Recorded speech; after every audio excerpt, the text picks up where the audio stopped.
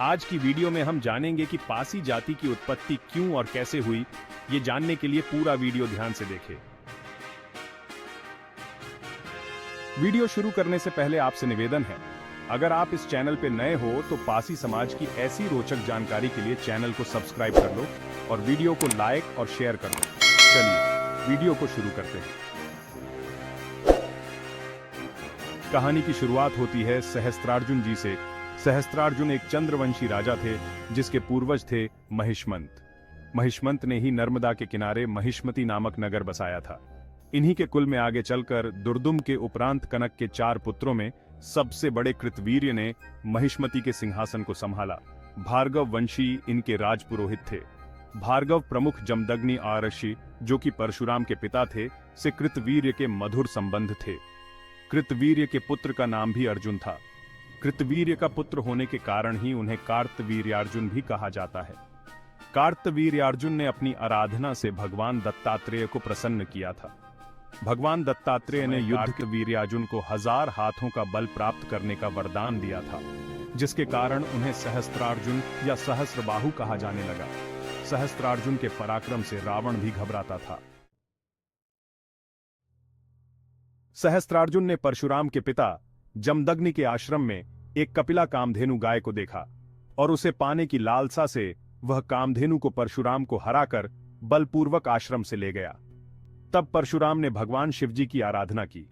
तब शिवजी प्रकट हुए और शिवजी से बोले, भगवान, हमें सहस्त्रार्जुन को हराने के लिए प्रकर्मी सेना चाहिए, जिससे मैं सहस्त्रार्जुन से अपने अपमान का बदला ले सकूं। शिवजी ने अपनी दिव्य शक्ति से सेना प्रकट की। उनके एक हाथ में फरसा और दूसरे हाथ में शिवलिंग था। भगवान शिव ने कहा, यह सेना आज से भरसु सेना के नाम से जानी जाएगी। शिवजी ने कहा, यह सेना युद्ध भूमि में शिवलिंग अपने कंधे पर लेके युद्ध लड़ेगी तो इसे कोई परास्त नहीं कर सकता। परशुराम अगले दिन वही सेना लेके रवाना हुए सहस्त्रार्जुन से युद्ध करने के लिए। उन्होंने पिता के सम्मान के खातिर कामधेनु वापस लाने की सोची और सहस्त्रार्जुन से उन्होंने युद्ध किया। युद्ध भयंकर हुआ।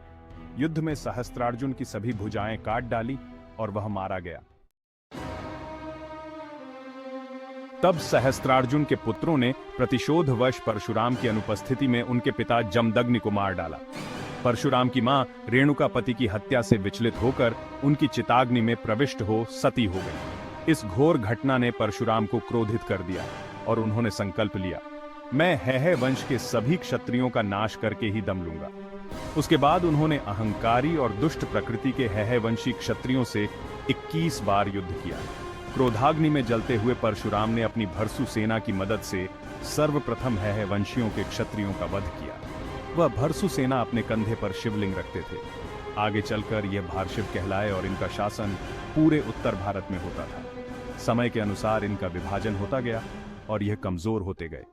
आज यह पासी जाति के रूप में जाने जाते हैं। आज भी ये परशुराम की तरह लड़ना जानते हैं और परशुराम को अपना गुरु या परशुराम के वंशज अपने आप को मानते हैं। और आज भी ये शिवजी की पूजा करते हैं और परशुराम को अपना गुरु मानते हैं। परशुराम की सबसे विश्वसनीय सेना थी।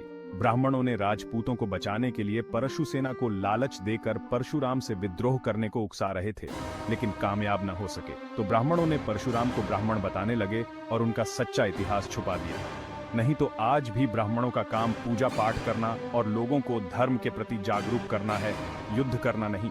ब्राह्मणों ने ये इतिहास छुपाया और प्रचलित किया कि पासी पसीने से पैदा हुआ है।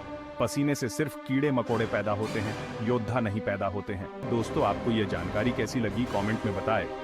और भी पासी समाज की इंटरेस्टिंग तथ्य जानने के लिए Suheldev army UP YouTube channel को सब्सक्राइब कर लो और वीडियो को लाइक करके कमेंट में जय पासी समाज लिखना ना भूले।